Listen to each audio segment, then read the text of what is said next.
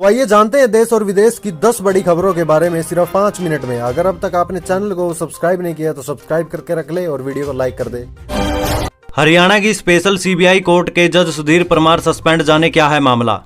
जानकारी के अनुसार एंटी करप्शन ब्यूरो ने हाईकोर्ट में पूर्व रिपोर्ट दी। हालांकि इस बात की अभी पुष्टि नहीं है कि ब्यूरो ने परमार से कोई पूछताछ की है या नहीं। एंटी करप्शन ब्यूरो की छापामारी के बाद ही हाईकोर्ट ने सुप्रीम कोर्ट से अपील की थी कि उसे कई पूर्व विधायकों और सांसदों पर लंबित मामलों का निपटारा करने के लिए बनाई गई विशेष अदालत के जज को तबादला कराने की अनुमति दी जाए। बता दें कि परमार नवंबर 2021 में स्पेशल सीबीआई कोर्ट के जज बनाए गए थे। वे prevention of money laundering act PMLA के तहत स्पेशल जज का चार्ज भी संभाल रहे थे। वे मानेसर भूमि घोटाले और AJL मामले में हरियाणा के पूर्व मुख्यमंत्री भूपेंद्र सिंह हुड्डा, कई पूर्व IAS अधिकारियों और रियल एस्टेट डेवलपर्स के मुकदमे की अध्यक्षता कर रहे थे। आयकर विभाग का अनुमान, झारखंड में सालाना 12,000 करोड़ से अधिक की होती है टैक्स चोरी।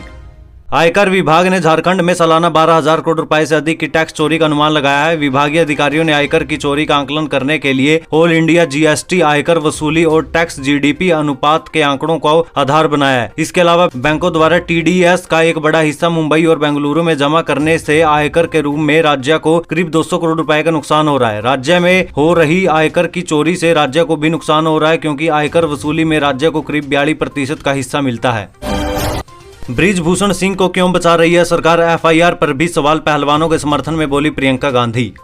दिल्ली के जंतर मंतर मैदान में कई दिनों से डटे पहलवानों के समर्थन में राजनीतिक पार्टियां भी सामने आने लगी हैं। कांग्रेस महासचिव प्रियंका गांधी जंतर मंतर पहुंची है। खबर है कि दिल्ली के CM अरविंद केजरीवाल पहलवानों से मिलने जंतर मंतर पहुंच सकते हैं। पहलवान लंबे वक्त से भारतीय कुश्ती महासंघ के अध्यक्ष बृजभूषण सिंह के खिलाफ एक्शन की मांग कर रहे हैं। जंतर मंतर पर पहलवानों का यह दूसरी बार प्रदर्शन है। हालांकि पहलवानों की मांग के बाद दबाव में आकर दिल्ली पुलिस भाजपा सांसद बृजभूषण के खिलाफ यौन शोषण के 2 मुकदमे दर्ज कर चुकी है। बागेश्वर भाभा धीरेन्द्र शास्त्री को RJD के जगदानंद ने बताया उन्मादी, कहा अफसोस है कि ये जेल से बाहर हैं। बिहार की राजधानी पटना में बागेश्वर धाम के पीठाधीश्वर धीरेन्द्र कर्ण शास्त्री के हनुमान कथा आयोजन के पहले बिहार में सियासी तूफान आ गया। लालू यादव के लाल तेज प्रताप ने उन्हें घेराव करने की चेतावनी दी थी। RJD के बिहार अध्यक्ष जगदानंद सिंह ने सियासी बम फोड़ दिया। उन्हें बागेश्वर सरकार को लेकर विवादित बयान देते हुए कहा कि ये जेल में नहीं है, इसी बात का अफसोस है। दिल्ली में ओवरटाइम का मिलेगा 2 गुना पैसा, फ्री मेडिकल टेस्ट की भी सुविधा, श्रम विभाग ने मंजूर किया प्रस्ताव। दिल्ली में अब ओवरटाइम करने वाले कर्मचारियों को अपनी मेहनत का पैसा मिलेगा। दिल्ली सरकार के श्रम विभाग ने इस प्रस्ताव को मंजूरी दे दी। पॉलिसी के मुताबिक एक दिन में 8 घंटे से ज्यादा काम करना या एक हफ्ते में 48 घंटे से ज्यादा काम करने को ओवरटाइम माना जाएगा। इसी के तहत अगर कोई कर्मचारी ओवरटाइम करता है तो उसे न्यूनतम मजदूरी के आधार पर हर घंटे के हिसाब से 2 गुना भुगतान मिल सकता है। कोई भी व्यक्ति एक दिन में 12 घंटे से ज्यादा काम नहीं करेगा और न ही लगातार 7 दिन ओवरटाइम करेगा। वहीं एक हफ्ते में 60 घंटे से ज्यादा कार्य नहीं कर सकेगा। इसी के साथ नियोक्ताओं और कर्मचारियों को साल में कुछ छुट्टियां भी देनी अनिवार्य किया गया। राजस्थान सरकार दे रही है 500 रुपए में LPG सिलेंडर की गारंटी। यहां देखें Indira Gandhi gas cylinder subsidy योजना की 5 बड़ी बातें। राजस्थान के मुख्यमंत्री अशोक गहलोत ने बजट घोषणा के बाद अब लिखित में 500 रुपए में गैस सिलेंडर देने की गारंटी दी है। 24 अप्रैल से प्रदेश भर में महंगाई राहत कैंप में गारंटी कार्ड बांटे जा रहे हैं। कांग्रेस सरकार Indira Gandhi gas cylinder subsidy योजना के तहत पंजीकरण कर रही है। योजना के तहत पंजीकरण करवाने वाले परिवारों को योजना की गारंटी कार्ड दिया जा रहा है। सरकार इस योजना के तहत 76 लाख परिवारों को सिर्फ 500 रुपए में रसोई गैस सिलेंडर देने का प्रचार प्रसार पूरे देश भर में कर रही है। HDFC बैंक के विलय को मंजूरी, देश के बड़े बैंक का हुआ मर्जर, अप्रूव्ड खाता रखने वालों पर हुआ कुछ असर। HDFC बैंक शेयर होल्डर्स अपने 25 शेयरों के बदले HDFC बैंक के 42 शेयर हासिल करेंगे। इस विलय के बाद कुल एसेट वैल्यू 18 लाख करोड़ का होगा और HDFC bank 100% public share holding में तब्दील हो जाएगा। तो इस विलय से किसी भी प्रकार अकाउंट रखने वाले लोगों की दैनिक लेन देन या बैंकिंग से संबंधित अन्य क्रियाकलापों में बदलाव नहीं आएगा।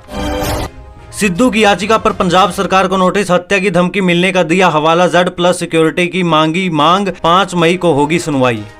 पंजाब कांग्रेस के पूर्व अध्यक्ष एवं दिग्गज नेता नवजोत सिंह सिद्धू की सुरक्षा घटाने के मामले में आज हाईकोर्ट में सुनवाई हुई। सिद्धू ने हत्या की धमकी मिलने का हवाला देते हुए Z+ सिक्योरिटी की मांग की। इस पर पंजाब एवं हरियाणा हाईकोर्ट ने पंजाब सरकार को 5 मई के लिए नोटिस जारी किया है।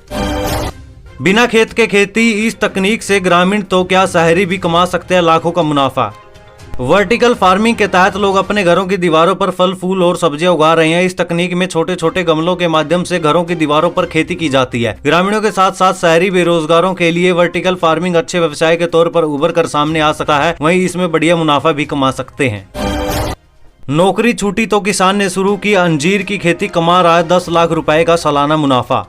महामारी कई लोगों के लिए काल बनी तो कई लोगों का जीना मुश्किल कर दिया। इस दौरान कई लोगों के कारोबार बंद हो गए और कई लोगों की नौकरी चली गई। पुणे जिले के सिंगापुर में रहने वाले युवा किसान अभिजीत लवाड़े ने भी कोरोना के कठिन समय में अपनी नौकरी खो दी। इसके बाद अभिजीत ने खेती पर ध्यान दिया और अंजीर की फसल से सालाना 10 लाख रुपए का मुनाफा कमाया। इसके साथ ही वो कठिन समय में हताश होकर बैठने वाले युवाओं के लिए मिसाल भी बना।